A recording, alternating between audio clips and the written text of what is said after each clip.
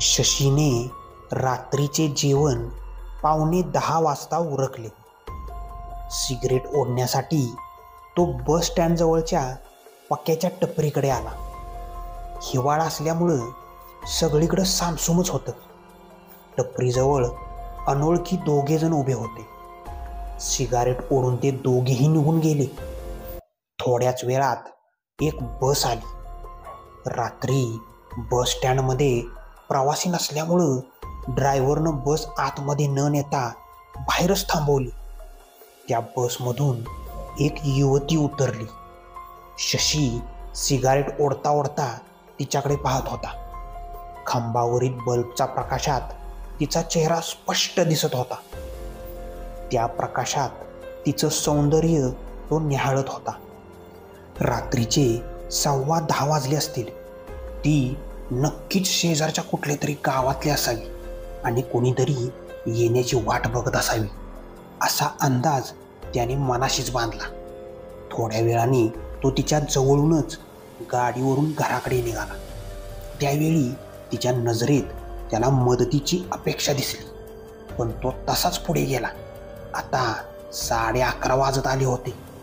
तिला अंधारात रात्रीच्या वेळी एकटीला सोडून आल्यापासून त्याच्या मनाला चैन पडत नव्हता. त्यामुळे तो परत बस स्टँडकडे गेला. ती तिथेच उभी होती.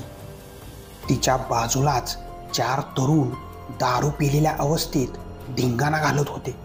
ती भेदरलेली दिसली. शशीने तिच्याजवळ जात तिला धीर देत विचारलं, कुठं जायचंय तुम्हाला? तिला शशीजवळ आल्यामुळे जरा हायसं वाटलं. त्या टुकार मुलांच्या टोळक्याकडं पाहत ती म्हणाली, बाळापूरला जायचंय. मग एवढा उशीर का केला? खरं तर मी दुपारीच पुण्याहून निघाले होते, पण वाटेत बस फेल झाली, त्यामुळं मला यायला उशीर झाला. फोन देता का प्लीज? मला घरी फोन करायचा आहे. शशीने तिला मोबाईल दिला. तिने कोणाला तरी फोन केला. तो नंबर कव्हरेज एरियाच्या बाहेरचा होता. ती म्हणाली, भावाला फोन केला होता पण लागतच नाहीये. डोंगरात गाव आहे ना आमचं, आणि बस पकडण्याच्या गडबडीत माझा मोबाईल कुठेतरी पडला असावा, त्यामुळे मला कोणाला फोन करता आला नाही हो. नाहीतर आत्तापर्यंत माझा भाऊ मला कधीच घ्यायला आला असता. टुकार पोरांचं टोळकं शशी असल्यामुळं जरा लांबच गेलं, पण ते लांबूनच या दोघांनाही चिडवत होते. शशीला वाटले हिला घरी न्यावे, तर घरचे म्हणतील कोणाला घेऊन आलाय, मग काय सांगायचं. तो या विचारात असतानाच तीच त्याला म्हणाली, मला सोडवायला येता का? मी एकटीच आहे आणि त्यात रात्रीची वेळ आहे. शशीने थोडा वेळ विचार केला आणि त्याने तोंडाला मफलर गुंडाळून स्वतःची जर्किन तिला काढून दिली. हिवाळ्याचे दिवस होते, त्यामुळे खूपच थंडी पडली होती. गाव संपला. गार वारा सुरू झाला. शेतीला पाणी दिलेलं होतं, त्यामुळं गारव्यात आणखीनच भर पडली होती. शशीलाही हुडहुडी भरली होती. त्याचं अंग थंडीने कापत होतं, तरी तो सावधगिरीने गाडी चालवत होता. तिलाही थंडी वाजत होती, त्यामुळे ती शशीच्या मागे दडून बसली होती.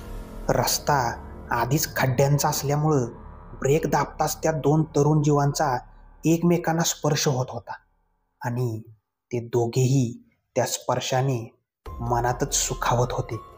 त्याने तिला विचारलं, तू येणार आहेस म्हणून घरी का सांगितलं नाही मग? अहो, माझी PSI पदी निवड झाली आहे. आजच निकाल लागला.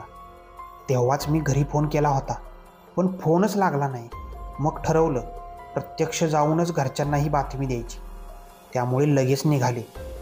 पण बस फेल झाली हो, त्यामुळे यायला उशीर झाला.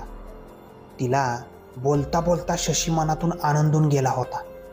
ती जितकी सुंदर, तिचं बोलणंही तितकंच मंजूळ आणि सुंदर होतं. ती त्याच्या कानाजवळ बोलत होती.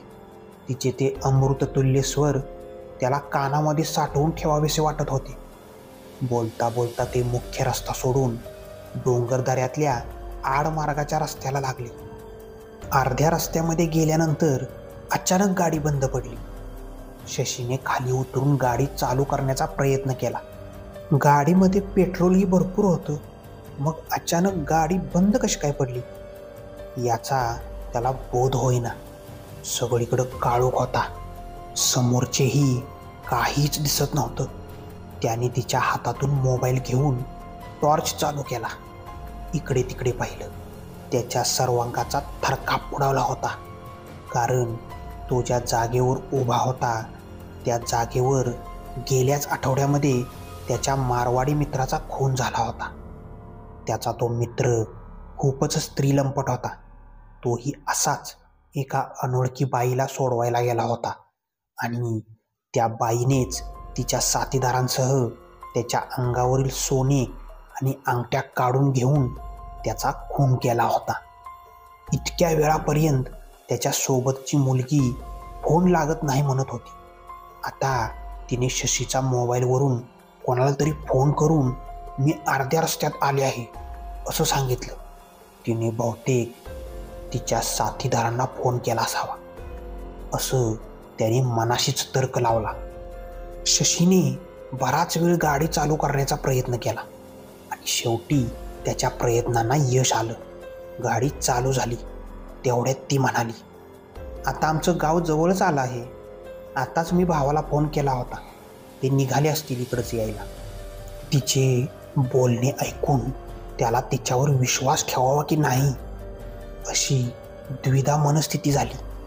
पण ती जर खरी असेल तर तिला अशा आड रानात एकटीला सोडणंही बरोबर नाही. तो तसाच तिला गाडीवर बसवून पुढे निघाला. तिने जर त्याच्याबरोबर काही दगाफटका केला तर कसं सटकायचं याचा शशी विचार करत होता. चोहोबाजूने कोणी येत तर नाही ना याचा कानोसा घेत होता. त्या काळोखात झाडांच्या फांद्या हलल्या तरी त्याचा जीव घाबरत होता. परंतु तिला कशाचीच भीती वाटत नाही असं त्याच्या लक्षात आलं आणि अचानक 2 मोटरसायकल त्यांच्या जवळ आल्या. प्रत्येक मोटरसायकलवर 3-3 माणसं होती आणि त्यांच्या हातात काठ्या आणि कुऱ्हाड्या. ती खाली उतरली. क्षणार्धात शशीने विजेच्या चपळाईने गाडी वळवली आणि त्याने जोरात रेस केली. त्या गडबडीत एका धोंड्यावर गाडी गेल्यामुळे तो गाडी सकट खाली पडला. त्याने पाहिलं ते लोक त्यांच्याकडेच येत होती. तो पटकन उठला. तोपर्यंत ते त्याच्या जवळ आले होते. आता गाडी उचलायला आणि चालू करायला वेळ कुठे. तो तसाच पळत सुटला. ती त्याला आवाज देत होती पण त्याने मागे सुद्धा बघितलं नाही. तो वाट दिसल तिकडं रानातून पळत होता. त्या माणसांमधील 4 जण त्याच्या मागे पळत सुटले. पळता पळता तो उसाच्या फाडात शिरला. ते 4ही तिथे आले. त्यांनी थोडा वेळ त्याची शोधाशोध केली. तो न सापडल्यामुळे ते निघून गेले. शशी कोणीही नसल्याची खात्री करून हळूच बाहेर आला. त्याने खिशामध्ये चाचपून पाहिलं तेव्हा त्याला लक्षात आलं त्याचा मोबाईलही तिच्याजवळच राहिला होता. मोबाईल जवळ नसल्यामुळे वेळेचा त्याला बोध नव्हता. आत्तापर्यंत पळाल्यामुळे त्याच्या अंगात गरमी आली होती. त्यामुळे त्याला थंडी जाणवत नव्हती. पण आता त्याला थंडी वाजू लागली. पळता पळता त्याची मफलर रस्त्यातच कुठं पडलं. जर्किनसुद्धा त्याने तिला देऊन टाकलं होतं. कडाक्याची थंडी पडली होती. थंडीपासून बचावासाठी कोठे निवारा किंवा काही पांघरायला मिळतंय का याचा तो शोध घेऊ लागला. पण चोहोबाजूला शेतच शेतं होती. घरं झोपडी कुठंच दिसत नव्हती. एका जागेवर थांबणे सुरक्षित नाही हे समजून तो आता पुढे पुढे चालू लागला. तेवढ्यात त्याला एके ठिकाणी जाळ दिसला. एखाद्या शेतकऱ्यानं काहीतरी पेटवलेलं दिसलं. तेथे जाऊन शेकता येईल या विचाराने तो त्या जाळाकडे निघाला. तेव्हा त्याच्या लक्षात आलं तो स्मशानात आला आहे. कारण त्याच्या चोहोबाजूनी समाध्या होत्या. तो शेकोटी समजून ज्या जाळाकडे आला होता तिथं कोणाचं तरी ताजं प्रेत जळत होतं. आगीतून उठून फुपाट्यात पडल्यासारखी त्याची गत झाली. त्याचं सर्वांग थरथर कापत होतं. तो तसाच तिथून पळत सुटला. तेव्हा त्याला लाईटचा प्रकाश दिसू लागला. त्याने मनाशीच अंदाज बांधला इथं मसनवटा आहे म्हटल्यावर उत्तरेला दिसणाऱ्या लाईट नक्कीच कोणत्या तरी गावातल्या असाव्यात. तो लगबगीनं त्या गावाकडे गेला. तो त्याच परिसरातील होता. त्या गावाजवळ जाताच त्याने ओळखले, हे मोरेवाडी गाव आहे. म्हणजे तो त्याच्या गावाकडे जायची सोडून रात्रीच्या अंधारात दिशाभूल झाल्यामुळं त्याच्या स्वतःच्या गावाच्या विरुद्ध दिशेला आला होता. त्याला पाहून दूरवरून कुत्री भुकायला लागली. जवळजवळ 10 ते 12 कुत्री होती. त्याच्या मनात भीती दाटून आली. रात्रीची वेळ होती, आपण एकटेच आहोत आणि या गावात अनोळखी आहोत. जर हे कुत्रे आपल्या अंगावर आले तर या वेळेला आपल्याला वाचवायला कोणच नसणार आहे, असा विचार करत तो गावात न जाता तसाच परत फिरला. तो आणखी रानात शिरला. त्याची आणखी दिशाभूल झाली. नेमकं कुठं जावं त्याला काहीच सुचत नव्हतं. अंधारामुळे दिशा समजून येईना. तो कुठे आहे हे सुद्धा त्याला कळेना. समुद्रात दिशा चुकलेल्या जहाजासारखी त्याची अवस्था झाली. जिकडं पाहावं तिकडं काळोखच. आता आपलं काही खरं नाही, या विचारानं त्याच्या मनात भीती बसली. त्याची विचार करण्याची शक्ती क्षीण होऊ लागली. त्याच्या बुद्धीचा ताबा भीतीने घेतला होता. तो चालत चालत पुन्हा त्याच स्मशानाकडे गेला. आता मात्र भीतीने त्याचे हातपायच गळाले. तो एकाच जागेवर मटकन खाली बसला. स्मशानापासून पटकन दूर जाण्याच्या विचाराने तो उठला, पण पाय खूप जड झाल्यासारखं त्याला वाटू लागलं. तो तसाच प्रयत्न करत पुढे पुढे चालू लागला आणि चालता चालता तो कुठेतरी खोल पडत आहे असं त्याला वाटू लागलं. पाण्याच्या स्पर्शाने आणि धपकन आलेल्या आवाजाने त्याच्या लक्षात आलं, तो विहिरीमध्ये पडला होता. तो बाहेर निघण्यासाठी पायऱ्या शोधू लागला. तो विहिरीच्या सर्व बाजूने आतमध्ये चाचपू लागला, पण त्याला पायऱ्याच सापडल्या नाहीत. तो आधीच थकलेला होता. पोहण्याने तो जास्तच थकून गेला, पण सुदैवाने त्याच्या हाताला पाण्याच्या मोटारीला बांधून वर झाडाला बांधलेली दावे सापडली. तो त्या दाव्याच्या साह्याने थोडा वेळ थांबला. आता त्याच्या अंगात त्राणच राहिला नव्हता. तरी तो सर्व शक्ती पणाला लावून कसा बसा वर आला आणि त्याने विहिरीच्या काठावरच अंग टाकून दिलं. तो उठण्याचा प्रयत्न करू लागला, पण आता त्याला उठताही येईना. तरीही त्याने अंगातली सगळी ताकद एकवटली आणि तो पुढे पुढे चालू लागला. पण जायचं कुठं हेच त्याला कळत नव्हतं. तो परत त्या स्मशानाजवळच आला. ते प्रेत आता जळून राख झालं होतं. आता जाळ विझून नुसते निखारे राहिले होते. कोणीतरी माणूस जीवनातील सर्व सुख दुःख भोगून राख होऊन पडला होता. शशीने पुढे चालण्याचा प्रयत्न केला, पण आता त्याला चालवेना. त्याचे पाय एकमेकात घुटमळू लागले. त्याला ग्लानी आली आणि तो धाडकन खाली कोसळला. सकाळी एक मेंढपाळ मेंढ्या चारायला आला. त्याने शशीला पाहिलं. त्याने साथीदारांच्या मदतीने शशीला त्याच्या घरी आणून सोडलं. शशीच्या घरचे आधीच काळजीत होते. त्याने घडलेला सगळा प्रसंग घरी सांगितला. गाडी गेली, मोबाईल गेला, पण जीव तर वाचला. यामुळेच त्याच्या घरचे समाधानी होते. त्याने अंघोळ केली आणि तो बैठक खोलीमध्ये चहा पीत बसला. तेवढ्यात ती रात्रीची मुलगी आणि 4-5 माणसं शशीचा शोध घेत तिथे आली. त्यांच्यासोबत शशीची गाडी पण होती. पण आता भिण्याचं कारण नव्हतं, कारण आता दिवस होता. पण हे जर चोर दरोडेखोर असते तर असे इथे आले नसते, हेही त्याच्या डोक्यात आलं. शेजारच्या चिंट्याने शशीचे घर त्यांना दाखवले. ते शशीच्या घरी आले. त्यांच्यातील एका म्हाताऱ्याने शशीला रामराम घातला. शशीने त्यांना रामराम केला. तो म्हातारा म्हणाला, मी हिचा वडील आहे, ज्ञानबा काळे, बाळापूरचा.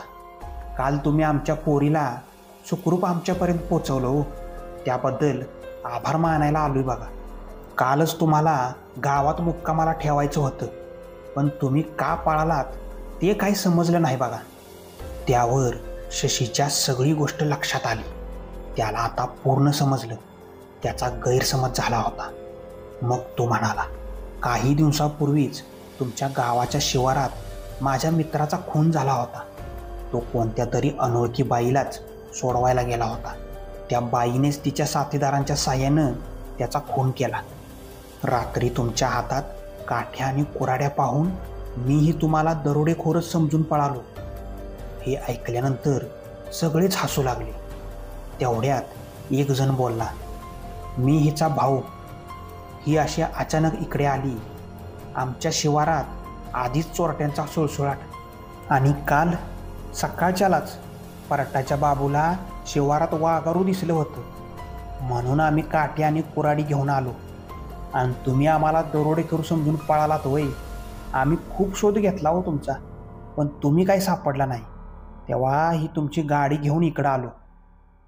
आता शशीच्या मनातील गैरसमज पूर्णपणे दूर झाला होता. त्याने रात्री त्याची कशी परेशानी झाली हे सर्वांना सांगितलं. ते ऐकताना तिच्या चेहऱ्यावर भीती, खिन्नता स्पष्ट दिसत होती. ती म्हणाली, माझ्यामुळे उगाच तुम्हाला त्रास झाला. ते जाऊ द्या. तुमच्यापासून पळून गेल्यावर बरं त्या वाघारानं माझी शिकार केली नाही. दैव बलवत्तर म्हणूनच मी वाचलो. त्या दिवसापासूनच शशीच्या आणि तिच्यामध्ये बरीच जवळीक निर्माण झाली. नकळतपणे ते दोघेही एकमेकांच्या प्रेमात पडले. बोलता बोलता एके दिवशी तो तिला म्हणाला, त्या दिवशी मी तुझ्यासोबत आलो आणि मीच एकटा पडलो. खऱ्या आयुष्यात पण मी एकटाच आहे बरं का. माझी सोबती होशील का? त्याच्या बोलण्याने ती लाजली. तिलाही तेच हवं होतं. तीही आयुष्याच्या वाटेवर त्याच्यासोबत चालायला तयार होती.